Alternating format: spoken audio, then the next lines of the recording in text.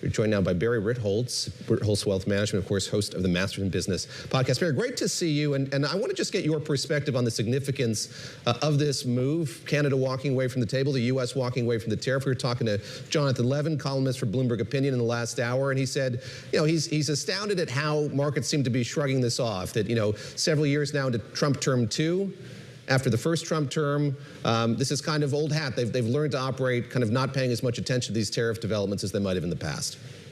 Well, especially in light of the fact that the IEEPA tariffs, the prior set of tariffs, the administration lost literally at every level, from the Court of Trade right up to the Supreme Court.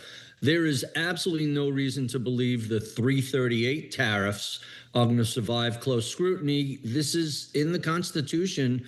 Duties, taxes, levies, including tariffs, are the province of Congress, and Congress has not delegated this authority. So when I look at what Canada's doing, the assumption is, hey, we're just going to run out the clock until the Supreme Court gets around to striking these tariffs as well. And I think that's why the markets are looking at, you're still doing this tariff stuff? You already lost that. I feel like this is the frustration I have with the markets and the Iran announcements every Friday when we go, we're going to get a peace deal, and the markets react, and then by the next week it's falling apart again, but I digress. I would like you to explain to me what is going on with bonds. I hate bonds. They confuse me. I'm working on bonds. But you have, David's been listening to me complain about this all week. But you have the Treasury trying to buy back these bonds. Essentially, U.S. debt had an all-time high. This is, my understanding, a short-term solution for a longer-term problem, right? Is it going to work, and is it going to cause more inflationary issues for the Fed down the street to then try to have to solve? There's a couple of issues here. The deficit and long-term debt, they're just part of the issue. The other issue has been that we've had very persistent, sticky inflation, primarily driven by the combination of a massive fiscal stimulus during the pandemic.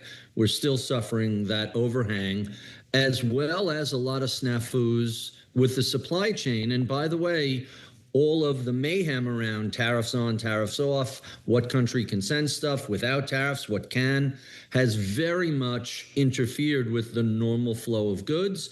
And so that's making inflation all the more stickier, to say nothing about energy prices and the war. So the question becomes, what can the government, what can the central bank do about it?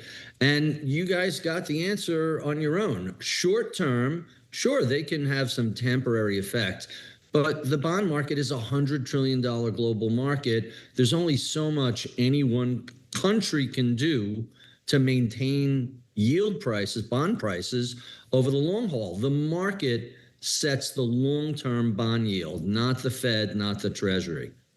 Such a fascinating moment when the Treasury Secretary was talking about this, Barry. I don't know if it caught your ear, but it caught mine. Him talking about he thinks the market's mispricing the fundamentals of the bond market at this time. And I wonder what you make of that, and just sort of what you think the Treasury Secretary has up his sleeve. A lot of ink spilled this week about him being from the buy side. This is just a new approach to this job, running the world's largest economy. But maybe just a broader question I'll throw to you first here is what are the moves that we saw this week, coupled with what we saw with the yen intervention, say just about Scott Bessent's attitude toward the U.S. economy going forward, and the kind of muscular nature of his approach to the job as Treasury Secretary?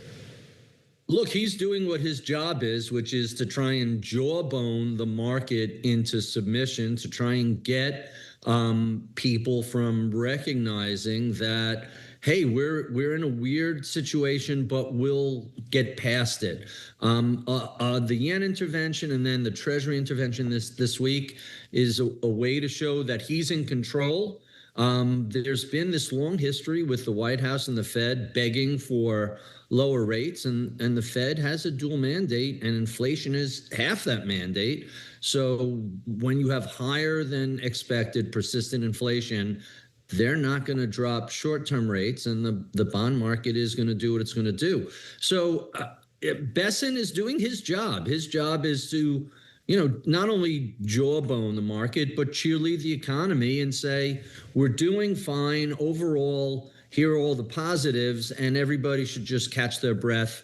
Eventually, rates come down. That'll help shrink the carrying cost of the debt. and everything will be fine. And he's not completely wrong when he says that. That's a legitimate argument.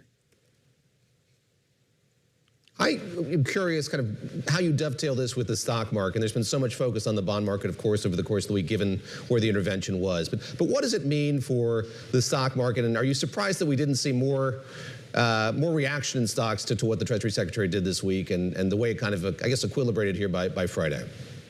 Look, we're within a few percent of all-time highs. The past 10, 12 quarters has been very consistently showing increases in revenue, profits, and even more importantly, profit growth, the rate of profit. And it's not just limited to technology and AI. You're seeing it pretty broadly across all sectors.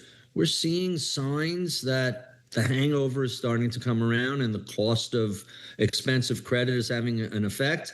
You're never happy when you see a company like Walmart disappoint and say they're not seeing the growth they were expected. That's telling you, like you guys were discussing earlier, the bottom half of the economic strata is having a hard time. And it's not just New York City, it's across the country.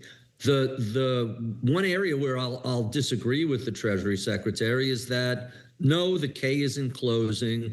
If you're in the top half of the economic strata, you're doing pretty well. If you're in the top third, you're doing great. And if you're in the bottom half, you're having trouble making ends meet. You know, putting food on the table, putting fuel in the car, it's just more and more expensive. And that economic demographic is having a harder and harder time finding discretionary money to spend. And that's having an impact, at least in terms of the current environment, which on the labor side has kind of been a no hire, no fire labor market. We see the negative aspect of that in sentiment. We're now seeing it manifest in retail sales. Barry, before we let you go, I want to ask what your take is on the competition for U.S. Treasuries with these tech bonds. You know, the building AI data centers, it's seen as a pretty secure investment, and it's giving some competition to Treasuries, especially in the shorter yields. Do you think this is going to sustain even as AI skepticism grows a little bit, or do you think it's going to taper out? You know, I always, my spidey sense always starts to tingle whenever anybody says, well, it's not backed by the federal government, but it's just as safe as treasuries. No, these aren't as safe as treasuries. Hold aside all the issues on the circular financing or whatever you don't like about AI. It's a corporate issuance. It's a complex set of structures, and it's very subject to technological disruption. The whole history of Moore's Law tells us that the chips get smaller and smaller and smaller. You put more and more transistors on them. These massive data centers that are doing these 10, 20, 30-year financing, I don't think 10, 15 years from now, the size of the hardware in the data centers are going to be nearly as demanding as they are now. I'm wondering if we're eventually going to overbuild the footprint here. Every new technology comes with a whole lot of over-allocation, misallocation, and when you come out the other side of that, you end up with cheaper, more affordable tech. Think of fiber optics and all the dark cable that was laid so expensively and then became really cheap after the dot-com implosion took all those companies out. Yeah. I wouldn't be surprised that 10 years from now, we're looking at something similar in the data storage. So yeah, there's a little bit of competition, but safe as treasuries always makes me nervous.